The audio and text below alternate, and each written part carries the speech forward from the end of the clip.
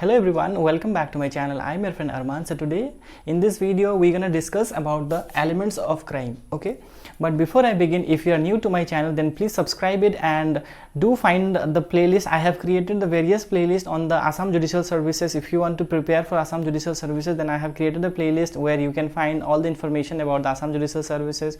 Also, I have covered the law of tort paper, and apart from that there are various topics that I have covered. So please do visit my channel, go inside and look for the playlist. So guys, our series of law of crime is going on. So yesterday we have covered the introductory part. So now we are starting with the elements of the crime. Okay, so what are the elements which are essential for the constitution of a crime? So that we are going to look at in this video. And I'm feeling really hot because I cannot run the fan here also, and if I run the fan, what will happen? You will not be able to hear my voice. There are total 4 elements of crime. So number 1 is that human being.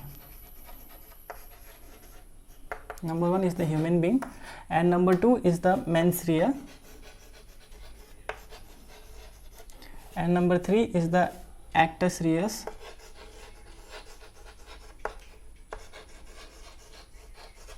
and third is injury. All right, so let's understand. So the human being is the core essential element of the crime. If there is no human being, that means there will be no any kind of act or omission. So for the act or the omission, there has to be a person. So the person are very important factor. There should be human being who will commit and who will suffer. Okay. And one more thing, the sufferer should, it is not necessary to be a human only, it could be animals also. If you commit a crime, or so if you do any kind of torture to the cattle or animals, then you will be also convicted under the Wildlife Protection Act. Okay, so yeah, so the one thing is that there should be a human being who will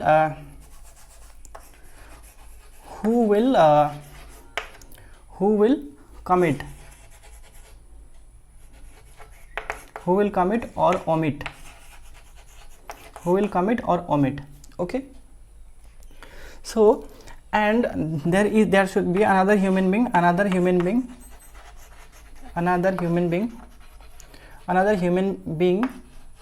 or anything. Okay, this could be anything, this could be a property, or this could be anything.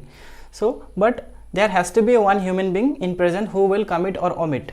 Okay, so this is the first element, and the second element is mens rea. Okay, the mens rea is the prime essential for the commission of the crime. Okay, in the absence of the mens rea, no crime will be however, there are certain crimes where in absence of the mens rea only the person will be convicted, but we'll look into it in the later. So first of all, let's understand what is mens rea. So mens rea is a Latin term derived from the there is a Latin maxim, okay, regarding mens rea.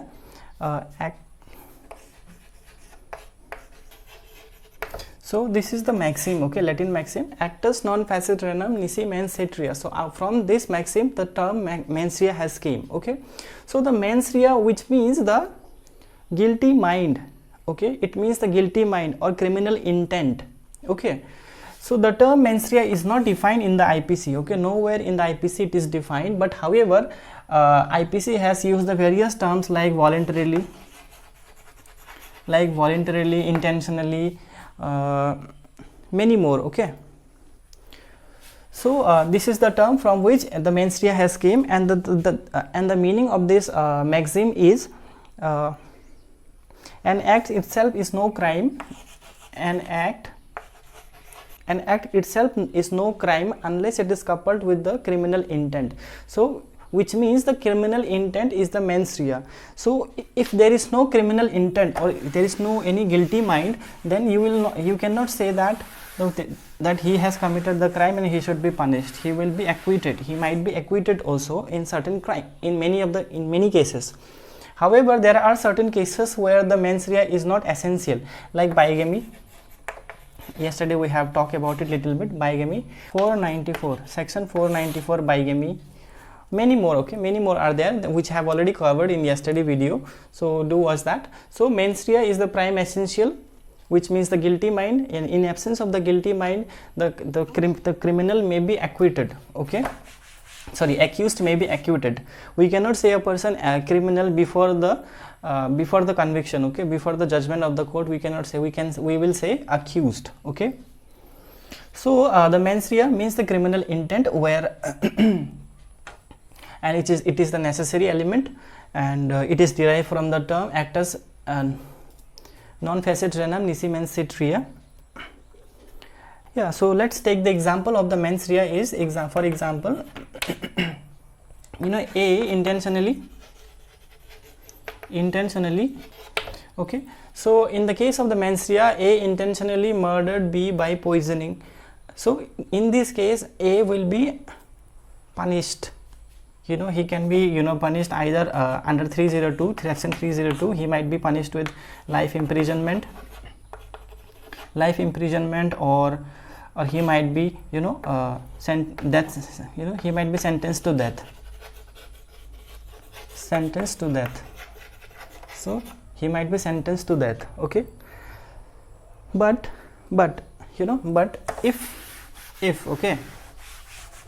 if A is a driver, A who is driving a car, he is driving a car, and in an accident, what he did? In an accident, he killed 20%. Okay, so in this case, 20%. So in this case, he will not be, though he has killed 20%, but he will not be given the punishment under 302 as a murder. Okay, he will not be given punishment under 302. Instead, he will be given under 304. He will be punished under 304. 304 up to 2 years imprisonment. Okay, so up to 304 up to 2 years imprisonment he will be awarded. Okay, but one more thing is there. If the driver is the negligent in his driving, then he will be awarded punishment of 2 years imprisonment under 304. But if he has not been negligent with his work, then he will not be convicted. Okay, he will be acquitted, since there is no mens rea. Okay, he do not have the sufficient mens rea to kill the victim. He has not done that intentionally. It was an accident, so that's why he will be acquitted. So there is a case law regarding the mens rea. We will look into it.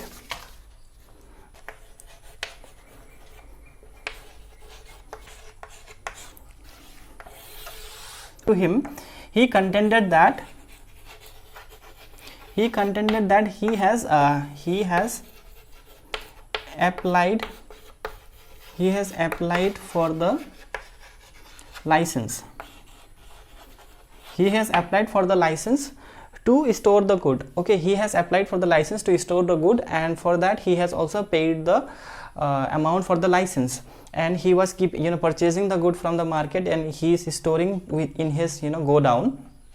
So he and the moment he was purchasing and selling the goods, he was informing the licensing authority regarding the same. But what happened, he was accused under the Essential Commodities Act, under section. So he was accused under the Essential Commodities Act 1955 under section 7. Okay, so what this act does, this act prohibits the person from prohibits everyone who from storing the goods which is of the necessary goods. Okay, like suppose what happens, okay, if you have a lot of money, and what you do, you will just purchase the goods from the market, all the goods from the market at a very cheaper price, and you will store the goods at in your go down until the price rises in the market. So when the price rise in the market, and you will take out your good.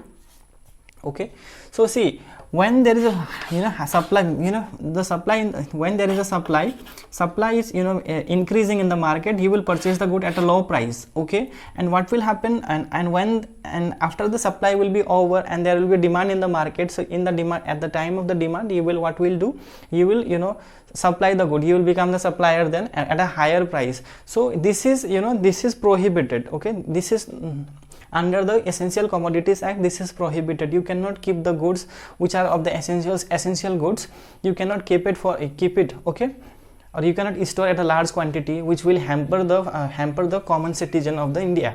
Okay, so that's why, and he was charged under section 7 of the Essential Commodities Act, Nathulal. And then what happened, the court held that the court has acquitted him. Okay, the court acquitted him because he has no intention to commit the crime, because since he has applied for the license and he has paid the amount for the license also, and he was informing the licensing authority about the same at his every purchase, so that's why he was acquitted. Okay, so this is a very important case regarding the mens rea, so do not forget to mention about it. Okay, Nathulal versus State of Madhya Pradesh, 1966. Okay, then comes the actus reus. Actus reus is also important, but however it is not more important than mens rea. Mens rea is very important, so there will be questions in your exams also, while only the mens rea will be asked. Okay, explain the doctrine of mens rea. Okay, this too is the doctrine. Okay, this too is a very important doctrine of IPC, so try to make a proper note on it. So I have explained you about the mens rea. I hope you can understand about it, you could understand. So if you still have any doubt, you can ask me in the comment section. Now let's look at the actus reus. Okay, so what is actus reus? So actus reus denotes physical act. It denotes physical act. Okay, actus reus denotes physical act. All right, physical act, this could be act or omission. Okay, this could be act or omission. This could be act or omission, and those act is illegal. Okay, act is illegal or prohibited.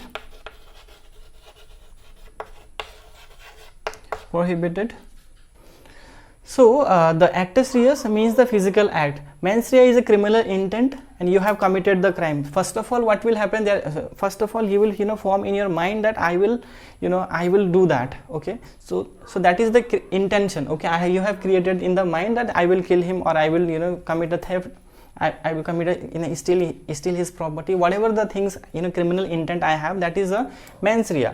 So in order to manifest, okay, to manifest my criminal intent, I have to do certain things, certain act, or could be act or omission, to manifest the mens rea, to manifest my mens rea. Okay, so that's why, and so the actus reus means the act, physical act, which is the manifestation of the mens rea. Okay, so actus reus is the manifestation of the mens rea. All right, the term actus, okay, actus means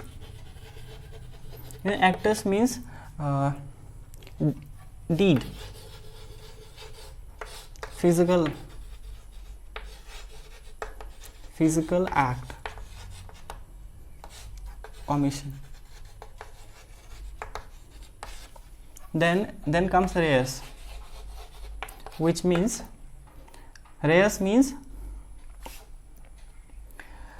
forbidden law. Okay, so actus reus, the plain meaning, the actus, the term actus means the deed which is physical act or omission. Okay, then comes the reus, which means the forbidden by law. So in total, altogether, what it means, act which is forbidden by law.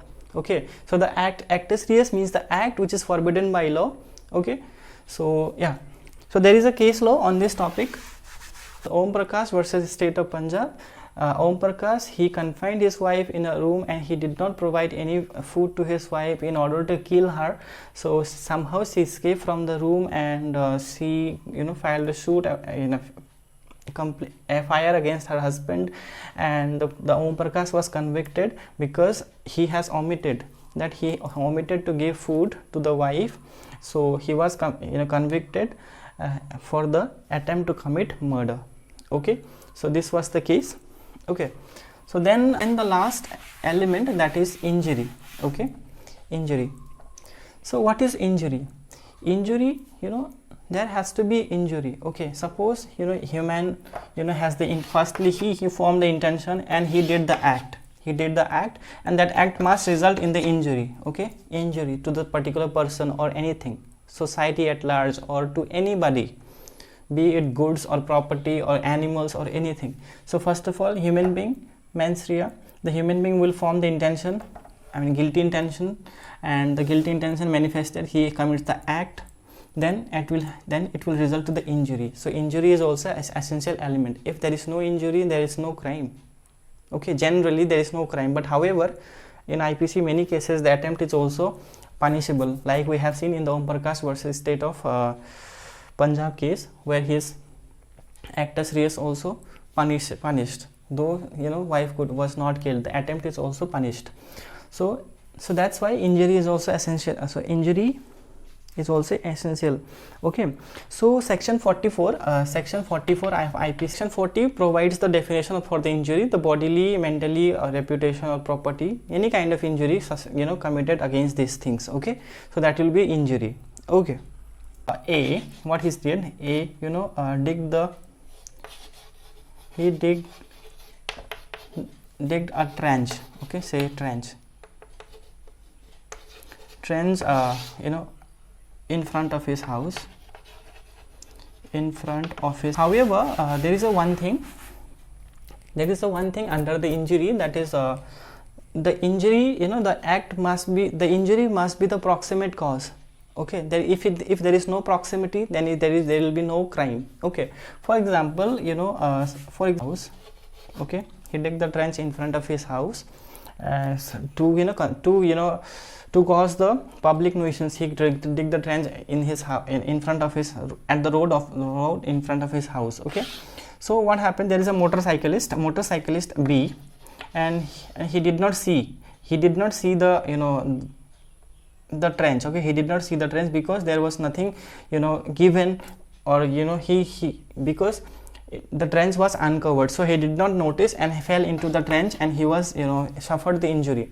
Okay, so in that case B will be entitled for the A will be entitled for the punishment. A will be given a punishment because he did not he let the trench unattended. Okay, but what happened, like he has given the he has covered the trench also, and there is a diversion also, and B took the diversion. Okay, B took the diversion and went to the another way, and where he fell down and sustained the injury. So in that case he cannot say that like he took the diversion, that's why like he suffered the injury. He cannot say that because this is not the proximate cause of his actus reus. Okay, this is not the proximate cause of his actus reus, so thereby he will not be punished.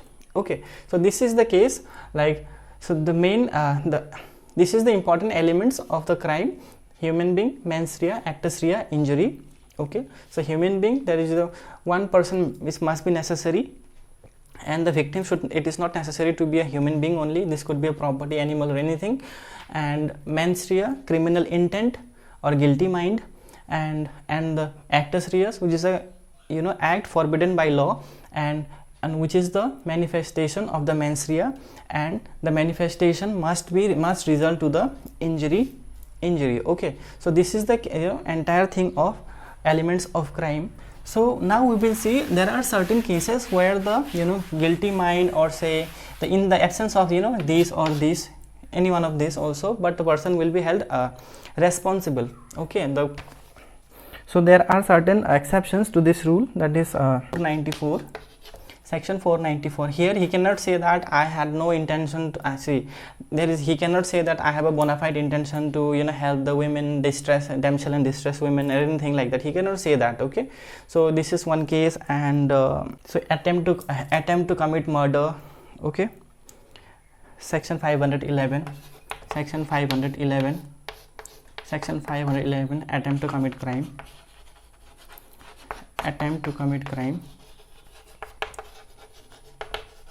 that is 511. Section 121 and 123, section 121 to 123, 123 regarding waging war against the government state, waging war, 24A, sedition, okay. So sedition is a very important topic. We will look in it in our upcoming videos. Sedition means sedition means the deshdroh, okay, to doing certain acts against the state, okay. So there are a lot of cases like pending in the Supreme Court or High Court, like Honeypreet case, Kanhaiya Kumar case. So many things are there, like so many people who has been charged under the section 124, okay, 124A sedition, okay. So this is all about the elements of crime, and do not forget to mention these things, okay. Mention these things while writing an answer in the conclusion part, okay. In the conclusion part, do mention that though though these 4 elements are important, but in the absence of there are certain elements like mens rea or actus reus or injuries, in the absence of any one of them also the person will be convicted in the following cases, okay. In the following cases you should mention that. All right, so this is all about elements of crime. I hope you find this video helpful, and if you like this video, do not forget to hit the like button and do share this video with your friend. So if you have any suggestions, queries or questions or any doubt, you can ask me, or you can follow me on Instagram also. I have given my Instagram link in the description box. Along with, you can also join Telegram group that I have created. Find that link on the description box also. So yeah, if you want a note on this topic, you can get. So thank you so much for once again for watching this video. I'll see you in the next video. Till then, take care of yourself. Bye bye.